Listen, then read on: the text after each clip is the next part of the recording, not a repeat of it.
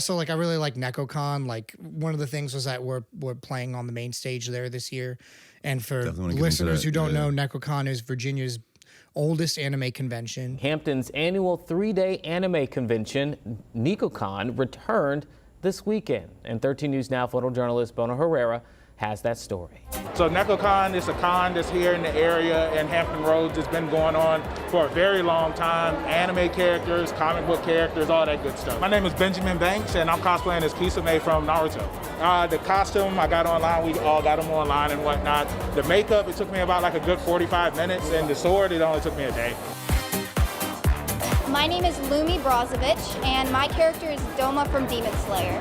It's been happening 26 years. It happens actually right down the road from here, right across from the Hampton Coliseum. Across from the Coliseum? Yeah, at the convention center right there, right across from the Coliseum. Okay. Well, I feel like I haven't been. Have you been to that one?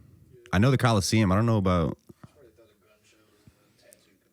Okay. Right. There's an Embassy Suites that's right next door to it. And it's, I'm like, hey, essentially, like, I want to throw a party. And, this is a big convention that has like 8,000 people that come every year. So what a great way to put them together than to do this costume contest and all benefit charity. I love putting together events, so it just seemed like a good way to, make it all happen and have something that people would think it's fun to go to, right?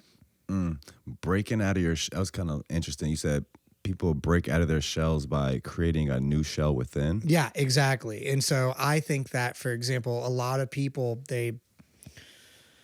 it's like, oh, like I'm only a people person when I'm drinking, right? Let's say people that say that, right? But really it's like you're just kind of like putting on this, like if like the only way that you're personable is because you got to get fucked up, right? It's kind of like you're replacing one thing with another thing, right?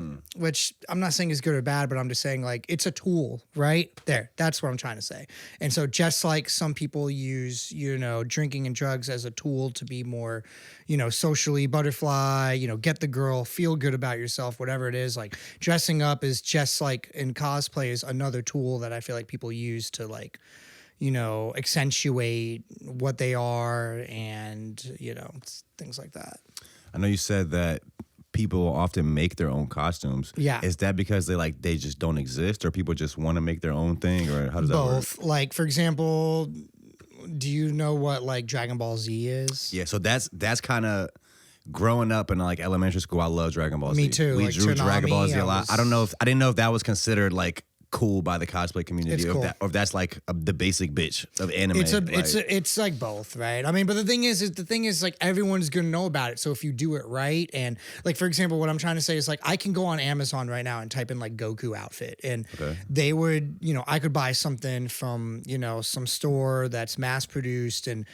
It's made out of, not the best material, or I could get someone to like custom fit, custom shoes, patch, custom make my patch, have like a patch with my name on it on the back and have a whole ass Goku outfit that's made for me. And people that are like, people that they don't know about the whole scene, they're going to look at it and be like, oh my God, that looks good. But people that are in that game, they're going to appreciate it. And they're going to say, oh, wow, like that's a great game you're playing. And who's the person that took your photo and who's the person that made your costume and who did your hair. And it's like this whole rabbit hole of like I said, it's like a whole industry of people that, and so you're right. It's like sometimes it's like some obscure anime that people don't know about. And the only way that you're going to be able to look like it is if you make the whole thing from scratch. Or another reason is, like I said, it's a very well mass produced thing and you just want to be different, right? So can you tell us just a bit about because I didn't really know it existed, just the cosplay scene in the 757, how you got involved in it?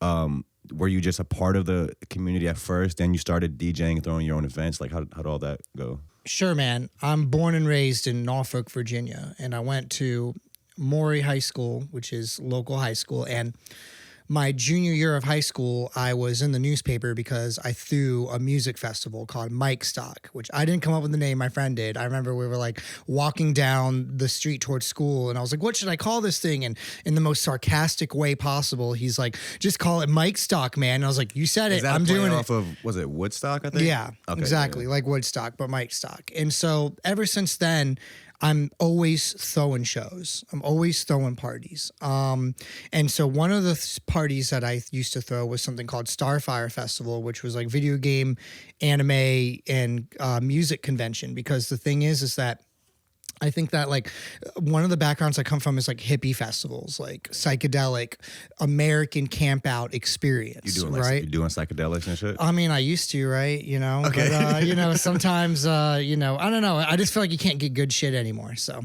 okay. But back when it was good, it's more like, when you go to an anime convention, you're seeing people, like, it's like the people at work. Like, remember at my show, there was this girl that was like selling random stuff that was in the corner. She had like a little stand. Okay. And so like, it's all about like people being creative. And so when you're looking at like anime conventions and stuff like that, people make like keychains and they make like t-shirts and they make like posters and art and stuff like that. And it's the same thing with American psychedelic music festival camp out experience, where it's like tie-dye and they're making like hat pins and they're making like certain shirts and like, hippie type of pants and stuff like that, or like whatever the hell they're going to sell. Right. And so I always think that those two worlds, like I always looked at it as like so similar. And it's just, instead of people like being fans of music and people being fans of, video games and fandom, like, and things like that. And so how I got into it was because like I said, through a lot of festivals, and I played in a band, and I wanted to throw an album release party for my band. And so we wrote an album, and that album came with a comic book that went with it. And we released that comic book and album at a music festival that we headlined. And is this Mike Stock, or is this? No, it's called Starfire Festival. Okay. So this was it still in high school, or was this after high school? No, 2018, 2019. This is when I had a lot of experience to do this, because I used to throw a lot of music events, a lot of music festivals. And then also I used to sit on the events committee of the Downtown 100, which is like Norfolk City Council. And then I used to sit on the events committee of something called Thrive, which is like the Norfolk Chamber. So essentially I used to throw government events. Like whenever you're meeting the mayor or you're meeting a city council person or things like that, like I'm the one that's logistics. Where is it going to happen? I'd call the venue. I'd say, hey, I'm about to bring like 100 people. Give us free appetizers. Here's the date. Make the poster. Get the sponsors and things like that, right? And so what I'm trying to say is like I got into it all just from throwing shows and, throwing parties that I want to throw, right?